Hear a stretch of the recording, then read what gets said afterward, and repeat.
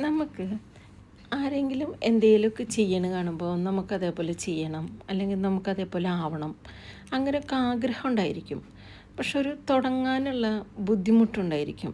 നമ്മൾക്ക് പല ചിന്തകളായിരിക്കും വരിക.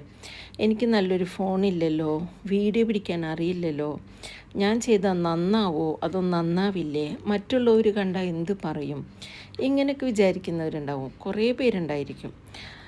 പക്ഷെ അങ്ങനെയൊന്നുമില്ല. എല്ലാം ചെയ്തു വരുമ്പോൾ അങ്ങ് പഠിക്കുന്നതാണ്. എന്തെങ്കിലുമൊക്കെ ഭ്രാന്ത് നമുക്ക് ഉണ്ടാവണം.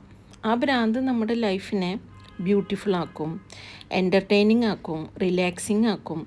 ഒന്നും അറിയാതെ ഇരിക്കുന്നതിനേക്കാളും നല്ലതല്ലേ നമുക്ക് എന്തെങ്കിലുമൊക്കെ അറിയാവുന്നതും എന്തെങ്കിലുമൊക്കെ ചെയ്തിരിക്കുന്നതൊക്കെയും. നമ്മളെ കൊണ്ട് പറ്റാവുന്ന കാര്യങ്ങൾ നമ്മൾ ചെയ്തുകൊണ്ടിരിക്കുക.